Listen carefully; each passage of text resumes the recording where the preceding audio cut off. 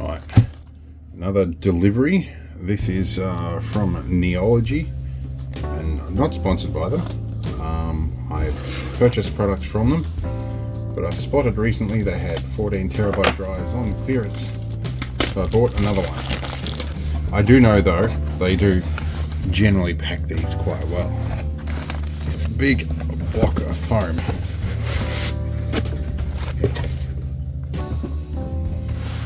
So these are manufacturer recertified drives, and I've had a good record with them. So this is another 14 terabyte.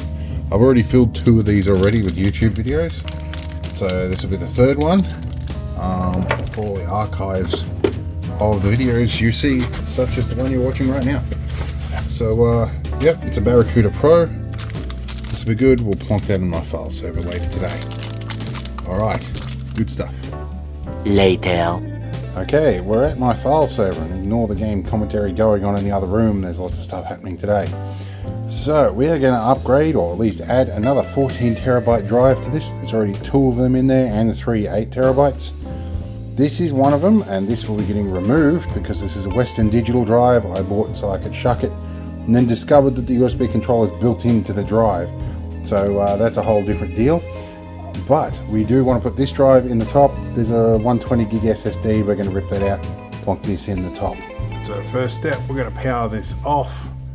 Let it power down, and now this has 2 power supplies. There's a 19 volt supply that powers the motherboard, which is ripped out of a desktop machine, which was a modified laptop machine apparently.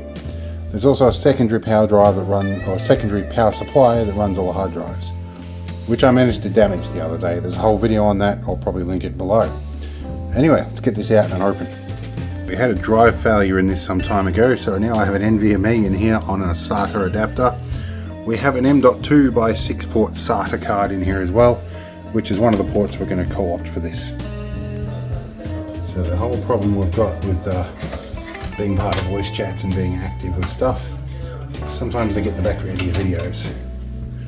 So let's remove SATA power. That's our 120 gig. We've already cleared that off.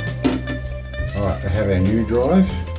We'll have to get a Sharpie and write on top of this as well. Alright. This is a manufacturer recertified drive from a company called Neology. They are really, really good. I'm not sponsored by them, but they've done the good right thing by me on a number of occasions. I've had one drive that was dead on arrival, and they sent another one out, no questions asked. Now there's fan control wires in the way here. Hopefully this drive will fit the bay with those wires still in situ. Spare screws here. I think rather than take this entire bracket out, which I can do, which is an operation, we're going to use a couple of thumb screws on the accessible side. Because this can be a little tricky, and this doesn't get moved around. Alright, here we go. I don't know where these came from, but they look handy. They're basically a standard hard drive screw, but with a little plastic thumb wheel on them. Now the other thing I do need to do is find some way of getting a USB I/O card for this so I can run the fans. I used to have just a relay on the Raspberry Pi that used to drive this, and it used to turn all the fans on and off. For the moment I just leave the lid up. Okay, so now we want SATA power over there. There's our SATA lead. But we have 2 spare SATA leads. That's leading somewhere, huh? So this will make 1, 2, 3, 4, 5 drives we have in here. 6 if you count the external. Here. And we can do here. And we can do here.